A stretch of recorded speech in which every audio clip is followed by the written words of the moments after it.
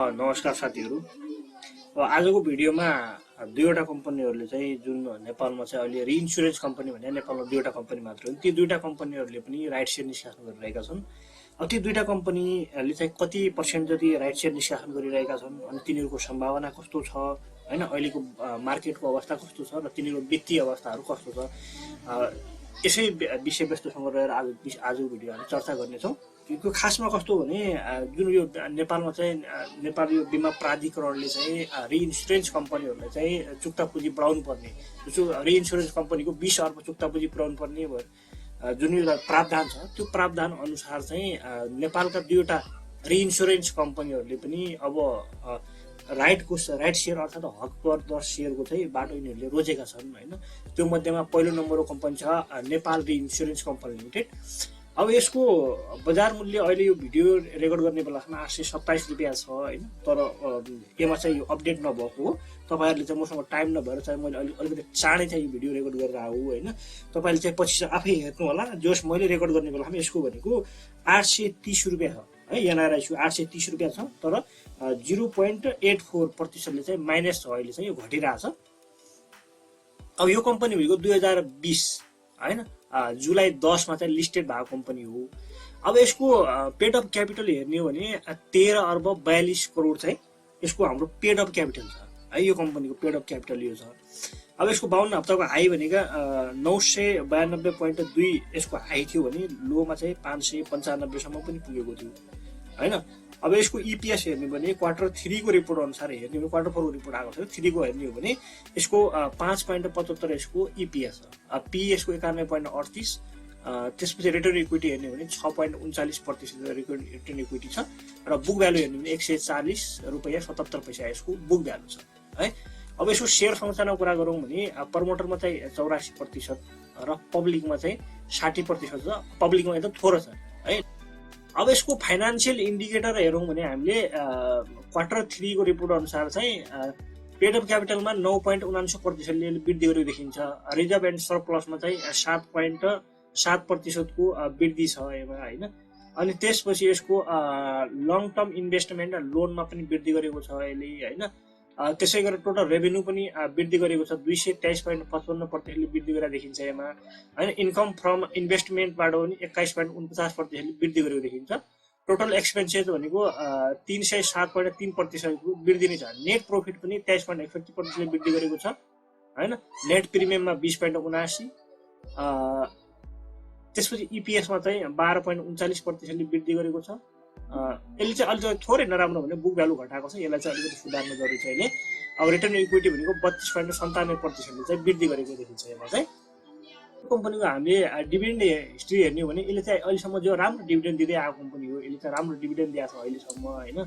जस्तो तपाईको चाहिँ गत वर्ष मात्रै यसले चाहिँ 4.75% बोनस र कर परियोजनाको लागि भनेर 0.25% गरेर टोटल चाहिँ 5% भन्दा अगाडि पनि डिभिडेन्ड दिँदै आएको थियो हैन। अनि 76 सालमा 19 थियो, त्यसपछि 77 सालमा 5.26, अनि त्यसपछि 78 सालमा 5%। जोस डिभिडेन्ड दिँदै आएको छ, लगानीकर्ता अहिलेसम्म हातले चाहिँ खाली गरेको छैन हैन।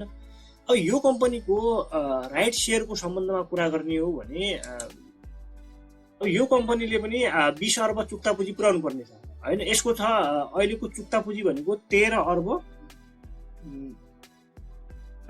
यसको 42 करोड चाहिँ यसको अहिलेको चुक्ता पुँजी छ। 42 करोड प्लस छ चुक्ता पुँजी हैन। अब यसले चाहिँ पुर्याउनु पर्ने भनेको 7 अर्ब 58 करोड बाँकी अझै पनि यसले उठाउनु पर्ने छ यो पैसा हैन। अब त्यो गर्नलाई चाहिँ यसले राइट शेयर जोस यो वर्ष यसले चाहिँ राइट शेयरको कुरा गर्ने हो भने 65% सम्म चाहिँ यसले राइट शेयर दिन्छ कि भन्ने हामीले एक्सपेक्ट गर्न सक्छौँ हैन। अब यसले त्यो नगरेर यसले के गर्छ 10% जति बोनस दिएर हैन 60% सम्म यसले राइट शेयर पनि दिन सक्छ हैन। अब यिनीहरुको चाहिँ बोर्ड अफ डाइरेक्टर हातमा भर पर्ने कुरा रह्यो हैन। जस हामीले चाहिँ अनुमान गर्न सकिने भनेको यसले 65% सम्म अर्थात 70% सम्म यसले चाहिँ राइट शेयर दिन सक्छ हैन। अब त्यसो नगरेर लगानीकर्तालाई पनि दिउन् त भन्ने हिसाबले उले गर्यो भने अब 10% जति बोनस हैन, 10-15 जति 5-7% जति बोनस दिएर त्यति दिइसक्यो भने 60% प्लस चाहिँ यसको राइट शेयरको एक्सपेक्ट गर्न सक्छौँ हामीले। किनकि अब यिनीहरूले चाँडै चाहिँ चुक्ता पुँजी पुर्याउनु पर्ने छ। अब भनेपछि यसले पनि राइट शेयर निष्कासन गर्ने नै हो है। अब यो कम्पनीको टेक्निकल चार्ट पनि हेरौँ एकचोटि। टेक्निकल चार्टमा हेर्ने हो भने हामीले चाहिँ एमएसिडीमा चाहिँ बाइसिग्नलै छ है, एकदम बाइसिग्नल भ्यालिडै छ। अब आरएसआई हेर्ने हो भने आरएसआई तपाईँको चाहिँ 56 मा छ है। एफआई हेर्ने हो भने जोस भोल्युम सहितको 7 छ भन्ने कुरो बुझिन्छ होइन, पोजिटिभ क्यान्डल छ, जोस भोल्युम सहितको 7 चाहिँ छ अहिले है एमा चाहिँ। अब एडीमा हेर्ने हो भने एडीमा चाहिँ यो डिस्ट्रिब्युट देखिरहेको है, जो अहिलेसम्म डिस्ट्रिब्युट चलिरहेको भन्ने कुरो बुझिन्छ। अब तपाईँले चाहिँ आफै रिक्स लिएर आफै पनि गर्न सक्नुहुन्छ, आफ्नो तरिकाले गर्नु होला। यो भिडियो तपाईँहरूलाई लगानी सुझावको लागि चाहिँ होइन होइन, यसै भिडियो आधारमा रहेर लगानी चाहिँ नगर्नु होला, तपाईँहरूलाई चाहिँ जानकारी मूलक भिडियो मात्रै रहनेछ यो चाहिँ। अब यो कम्पनीको तपाईँले चाहिँ यदि किनिहाल्नुभयो तपाईँसँग छ भनेपछि अब यसको पहिलो टार्गेट भनेको तपाईँको चाहिँ पहिलो रेस्टेन्ट भनेको 900 छ होइन।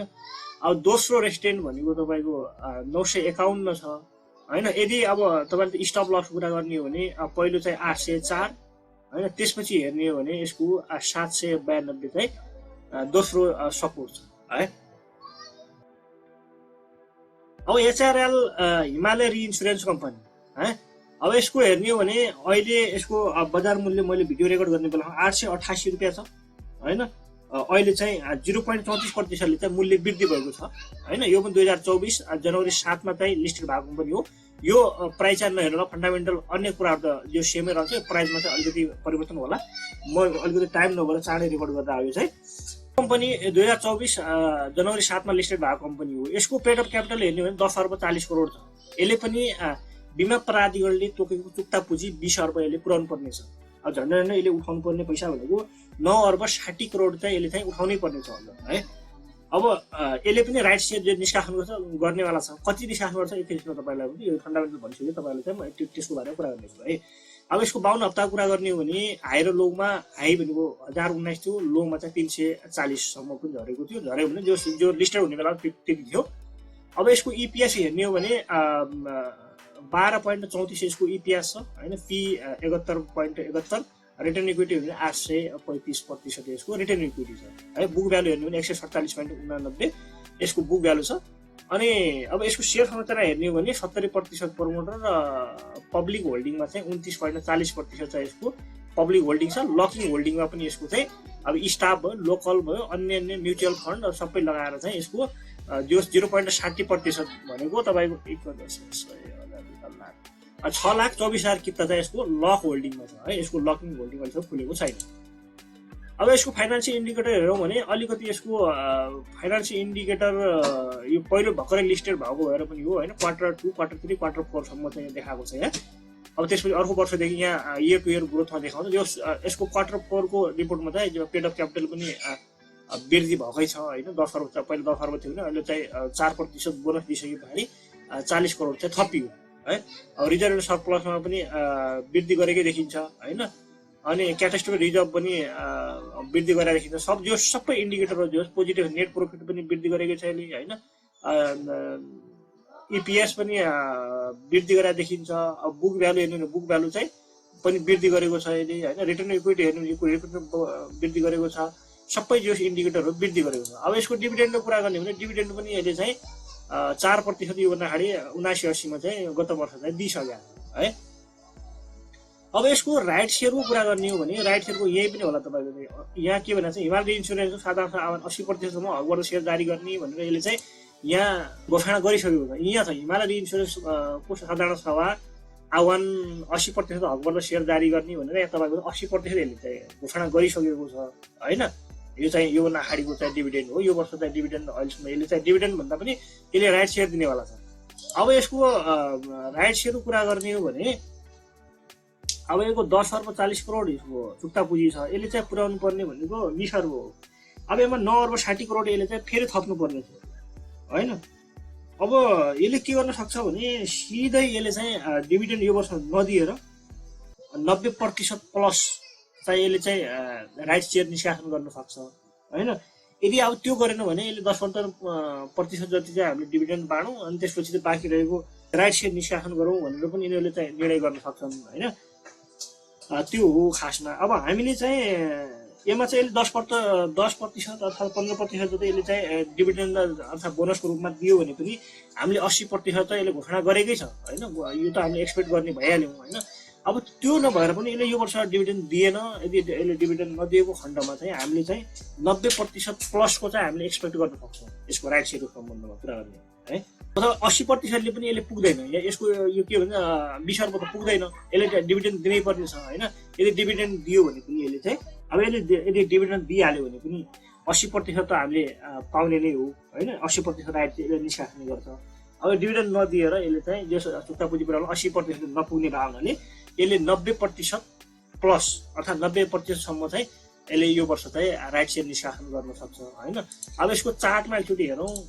अब चार्ट कुरा गर्ने हो भने आज चाहिँ रेड क्यान्डल बनेको रहेछ होइन। त्यो चाहिँ डराइहाल्नुपर्ने चाहिँ छैन, किनकि यो मिडल ब्यान्डभन्दा माथि नै छ, अप्पर ब्यान्डमा अलिकति तल आएर क्लोजिङ दिएको छ अहिले होइन। अब यहाँ एमएसिडीमा हेर्ने हो भने एमएसिडीमा 22 सिग्नलै भ्यालिड छ है, 22 सिग्नलै छ, अलिकति भोल्युम चाहिँ पातलिँदै गएको छ होइन। त्यति डराइहाल्नुपर्ने अवस्था चाहिँ छैन। आरएसआई हेर्ने हो भने आरएसआई पनि 60मा छ होइन, 60बाट अलिकति तल झुकिरहेछ। अब एमएफआईमा हेर्ने हो भने एमएफआईमा चाहिँ यसको साथ छ कि छैन, भोल्युमको अलिकति साथ कम छ है, भोल्युमको साथ कम भएको देखिन्छ यहाँ चाहिँ एमएफआईमा। अनि एडीमा हेर्ने हो भने एडीमा डिस्ट्रिब्युट देखिरहेको छ है, डिस्ट्रिब्युट देखिरहेको छ। अब तपाईँले किन्ने नकिन्ने, लगानी गर्ने नगर्ने तपाईँहरू हातमा भर पर्ने कुराहरू यसै भिडियो आधारमा गरेर तपाईँ लगानी चाहिँ नगर्नु होला। यति नै थियो आजको अपडेट। यदि च्यानललाई सब्सक्राइब गर्नुभयो भने च्यानललाई सब्सक्राइब गर्नु होला, ताकि अन्य कम्पनीहरूको बारेमा आउने महत्त्वपूर्ण जानकारीहरू तपाईँलाई चाहिँ मिस नहोस् होइन, तपाईँलाई पहिले जानकारी प्राप्त होस्। अब भिडियो कस्तो लाग्यो जस्तो लाग्यो त्यस्तै तपाईँलाई प्रतिक्रिया कमेन्ट सेक्सनमा दिनु होला। यदि मन परेको छ भने एउटा लाइक अवश्य गरिदिनु होला र भिडियो अन्तिमसम्म हेरिदिनु होला। धेरै धेरै धन्यवाद।